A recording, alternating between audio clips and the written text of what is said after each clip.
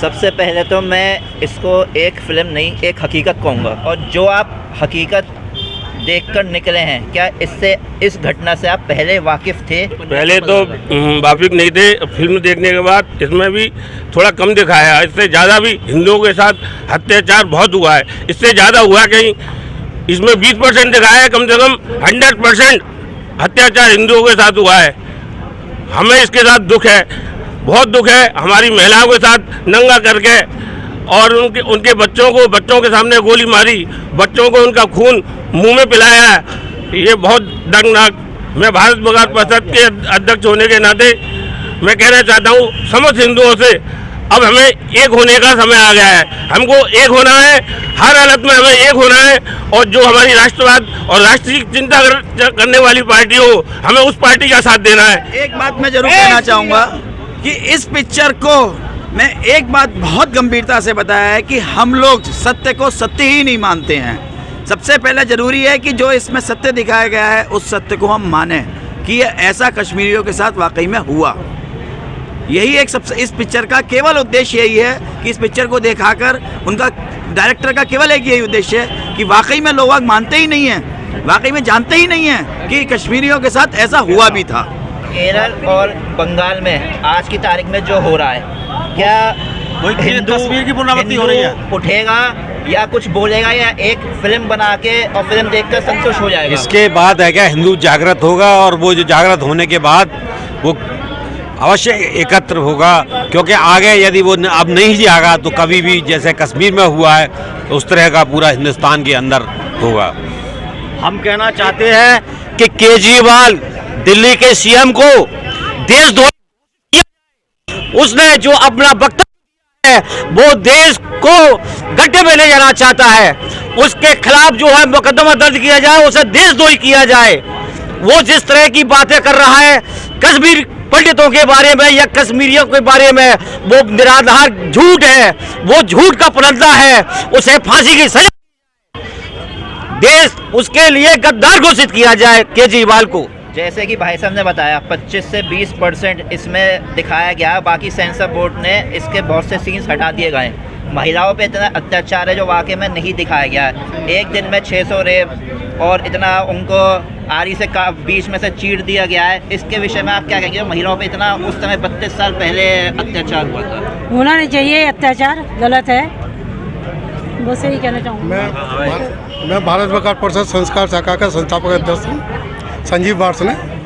ये विवेक रंजन अग्निहोत्री ने ये रील नहीं बल्कि रियल पिक्चर हम लोगों को दिखाई है। और ये रियल में भी अभी शायद, जैसा कि हमारे पूर्व वक्ताओं ने कहा, कि 20% ही सच्चाई हमारे सामने है। और कपिल शर्मा शो ने इसको प्रमोट करने के लिए मना किया। सेंसर बोर्ड ने काट दिया, काफ़ी सीन काट दिए। कपिल शर्मा ने जो इसको प्रमोट करने के लिए मना किया, तो वो कोई बहुत बड़ा प्रमोटर नहीं है। जबकि हमारे नरेंद्र मोदी प्रधानमंत्री, माननीय प्रधानमंत्री, उन्होंने संसदीय दल में इस पिक्चर को बहुत तारीफ की है।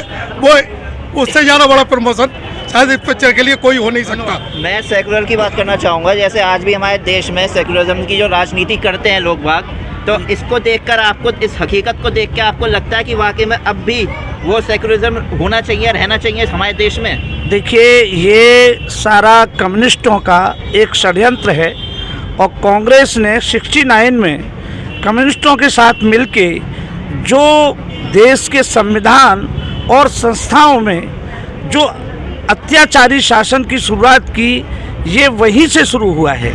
ये कम्युनिस्टों ने माइंड वॉश करके जेएनयू के लोग, अन्य लोगों में, अन्य संस्थाओं के द्वारा देश में इस तरह का माहौल पैदा किया गया जो हमारी मूल संस्कृति थी, उससे ही लोगों को हटाने का काम किया है, जिससे कि राष्ट्रीयता की भावना और सांस्कृतिक राष्ट्रीयता की भावना को बहुत ठेस पहुंची है। 32 साल पहले जो कश्मीरी हिंदुओं के ऊपर कत्ले आम हुए, अत्याचार हुआ, उन पदों पे जब मंत्री ऑफिसर्स बैठे हुए थे, जिम्मेदारी जब उन पे थी, तो आपको नहीं लगता कि उनको सज़ा मिलनी चाहिए? मिलनी चाहिए, बिल्कुल सजा मिलनी चाहिए। तुष्टीकरण की राजनीति भी हो, तुष्टीकरण की राजनीति की वजह से ये सर काम हुए हैं। हमारी जो सरकारें हैं वो तुष्टीकरण के, ये वोट बैंक की वजह से उन्होंने ये कार्य किया है। जो कि गलत है। आज वो चीज़ नहीं है। आज हमारी जो सेकुलरिज्म है वो तुष्टीकरण के कारण जो है आज जो है अपने हिंदू समाज को या जो भी वर्ग है उसको बांट रहे हैं। आज पंजाब ले लीजिए, बंगाल ले लीजिए, केरल ले लीजिए, ये तुष्टीकरण की राजनीति जो है वो एक विशेष वर्ग के वोटों को लेने के लिए ये तुष्टीकरण की राजनीति है और हिंदुओं को जो है कत्लेआम किया जा रहा है, उनके साथ में नाइंसाफ़ी हो रही है और उन्हें जो है अपने मंदिरों में और उनके पूजा स्थलों में जो है का जाने से भी रोका जा रहा है। बंगाल और केरल में ये खास तौर से यहाँ हो रहा है और कश्मीर ये जीता जागता उदाहरण है। जो कश्मीर में हमें दिखाया गया है वो मात्र 5% है, 5% है। 95% अगर जाए तो भयावह स्थिति है कि आदमी जो है वो उसकी रूह कांप जाएगी, ये स्थिति है। जी, मैं भारतीय जनता पार्टी युवा मोर्चा का जिला मीडिया प्रभारी। सबसे पहले तो भारतीय जनता पार्टी और प्रधानमंत्री जी का बहुत बहुत आभार है कि उन्होंने द कश्मीर फाइल्स को पूरे भारतवर्ष में और सभी राज्यों में टैक्स फ्री किया है। अभी जिस प्रकार से कश्मीर फाइल्स में ये हिंदुओं के प्रति दिखाया जा रहा है वो बिल्कुल सही है और मेरी सभी हिंदू भाइयों से ये अपील है कि वो एकजुट हो जाए। बहुत बड़ा समय है। भारतीय जनता पार्टी ने जिस प्रकार से हिंदुओं के लिए और पूरे देश में जिस प्रकार से वो कार्य कर रहे हैं वो बहुत ही ज़्यादा उत्साहवर्धक और बहुत ही ज़्यादा अच्छा काम कर रहे हैं। और कश्मीर फाइल्स को लेकर जिस प्रकार से विपक्ष पूरे देश में राजनीति कर रहा है वो बहुत ज़्यादा तुष्टीकरण की राजनीति कर रहा है और वो सिर्फ और सिर्फ तुष्टीकरण के रास्ते अपने को मीडिया के आगे लाना चाह रहा है। जिस प्रकार से वो अपनी राजनीति को खो बैठे हैं वो सिर्फ उस राजनीति को चमकाने के लिए कश्मीर फाइल्स के ऊपर तरीके के निंदनीय बोल कर रहा है। हिंदू जो है यदि आज नहीं जागा तो अगले 30 साल बाद यह देश मुस्लिम कंट्री होगा 100%, क्योंकि जहां इनकी आबादी 25 से 30% हुई है वही मुस्लिम राष्ट्र घोषित कर देते हैं।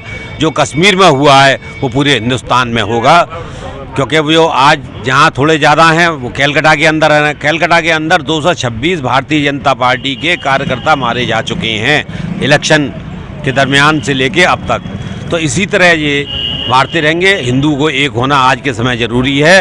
अपने बच्चों को हमें बचाना है तो हिंदुओं को एक होना है।